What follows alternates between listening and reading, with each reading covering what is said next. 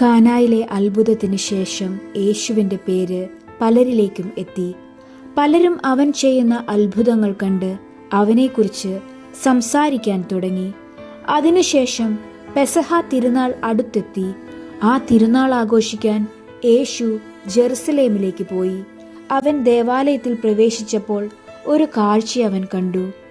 ദൈവത്തെ ആരാധിക്കേണ്ട ആ പരിശുദ്ധ സ്ഥലത്ത് ചിലർ കാളകളെയും ആടുകളെയും പ്രാവുകളെയും വിൽക്കുകയായിരുന്നു.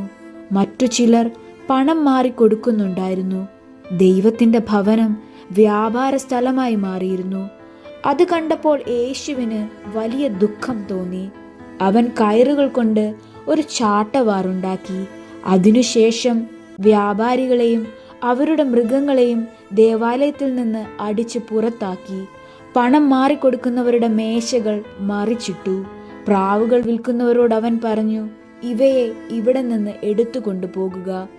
എൻ്റെ പിതാവിൻ്റെ ഭവനം വ്യാപാരത്തിൻ്റെ സ്ഥലമാക്കരുത്. ആ സംഭവം കണ്ടപ്പോൾ അവിടെയുണ്ടായിരുന്നവർ അതിശയിച്ചു. ആ ദിവസത്തിന് ശേഷം പലരും യേശുവിനെക്കുറിച്ച് കൂടുതൽ സംസാരിക്കാൻ തുടങ്ങി. അവരിൽ ഒരാളായിരുന്നു നിക്കോദേമോസ്. അവൻ ഫരിസേയരുടെയും യഹൂദരുടെയും നേതാക്കളിൽ ഒരാളായിരുന്നു. യേശുവിനെക്കുറിച്ച് കൂടുതൽ അറിയാൻ അവൻ ആഗ്രഹിച്ചു. ഒരു രാത്രി അവൻ ശാന്തമായി യേശുവിൻ്റെ അടുക്കൽ വന്നു. അവൻ പറഞ്ഞു, റബ്ബി, നീ ദൈവത്തിൽ നിന്ന് വന്ന അധ്യാപകനാണെന്ന് ഞങ്ങൾ അറിയുന്നു. ദൈവം നിന്നോടുകൂടെ ഇല്ലെങ്കിൽ ഈ അത്ഭുതങ്ങൾ ചെയ്യാൻ ആർക്കും കഴിയില്ല. അപ്പോൾ യേശു മറുപടി പറഞ്ഞു, സത്യമായി ഞാൻ നിന്നോട് പറയുന്നു, വീണ്ടും ജനിക്കാതെ ആർക്കും ദൈവരാജ്യം കാണാൻ കഴിയില്ല. അത് കേട്ട് നിക്കോദേമോസ് അതിശയിച്ചു. അവൻ ചോദിച്ചു, ഒരു മനുഷ്യൻ വയസ്സായിരിക്കുമ്പോൾ എങ്ങനെ വീണ്ടും ജനിക്കും?